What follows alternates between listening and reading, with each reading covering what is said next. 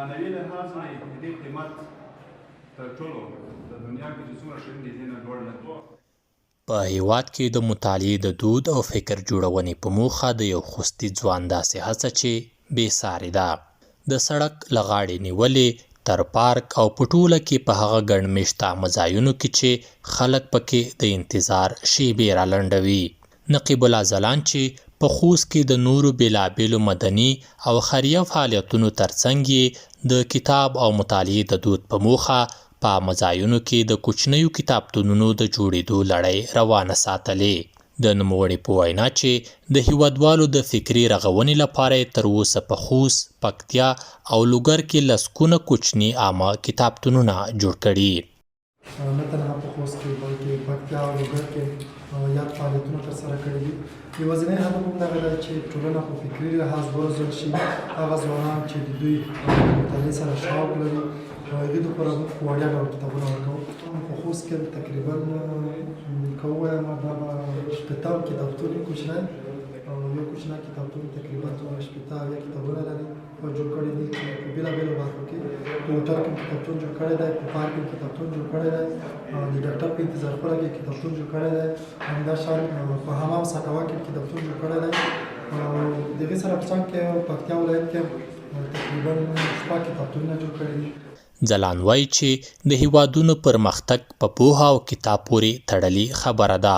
او همدې وهڅوو تر څو د یادګار لپاره په هیواد کې د کتاب لوستنې د دود عامولو لپاره د فکر جوړولو تر نوم لاندې یو کمپاین په لاره واچوي تر څو خلک وکولی شي په اسانه او وړیا ډول په همدې کتابتونونو کې د خپلې خوښې کتابونه مطالعه کړي او له همدې لارې په اوږدمهال کې خلک د ټولنې د بهبود لپاره له کتاب او مطالعې سره اشنا کړي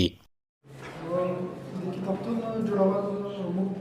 موږ او تاسو که موږ فکر وکړو د هر څه یوازې د ټولنې پرمختګ د هېواد پرمختګ د ولایت پرمختګ په تعلیم پورې اړه لري نو موږ ځوانانو ته یوازینی د تعلیم څخه بې برخې دي او ټول خلک له مطالعې څخه بې برخې دي دا ډول یو فکر ورسره پیدا شو چې که موږ چېرته ځوانانو ته داسې یو فکر انتقال نه کړي چې د دوی د پرمختګ لامل وګرځي تقریبا 2 کاله وړاندې موږ په خوست کې یوه مبارزه پیل کړې وه چې د نشه یي موادو مخنیوی موږ که هر څومره نهایي هڅه وکړه د نشه یي موادو مخنیوی نه کوو لامل یې دغه و چې خلک په فکري لحاظ نه وي جوړ شوي نو دا غوره وګڼله چې تر څو ټولنه باید په فکري لحاظ وروزل شي هغې نه وروسته ټولنه پرمختګ کوي او په خوست کې د یادو عامه کتابتونونو د جوړېدو په تړاو ډاکټر غفرشاه سروري دا یو تاریخي ګام بولي او زیاتوي چې کتاب لوستنه او مطالعه کولی شي په هیواد کې روانې بدبختۍ او ناوړه فکرونه له منځه یوسي او په بنیادي توګه د هیواد او ټولنه مثبت لوري ته سوق کړي تاسې دې ته څنګهلی غښتې دي او ځای په ځای په هر کلینیک او هغه ځای کې چې خلک ټولېږي تاسې دا به خدمات وړاندې کوئ دا به خلکو نه پټېږي او دا به تاریخ ولیکي انشاءالله چې داسې ځوانان وو چې خلکو ته یې مثبت طرف ته تغییر دپاره دی هلې ځلې کړې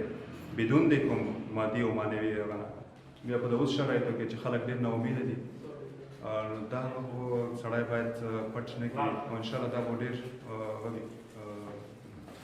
یو مثبت تغییر به انشاءالله په یو وخت نه یو وخت په جامعه کې وي خو دا ده چې په سرو لیکلو کې به د یادونې وړ ده چې په خوست کې د مطالعې د عامولو په موخه له دې وړاندې هم بېلابېلې هڅې ترسره شوي خو دا چې یو خوستی ځوان په یوازې ځان له شپېتو ډېر عامه کوچني کتابتونونه جوړوي یو بېساری ګام بلل کېږي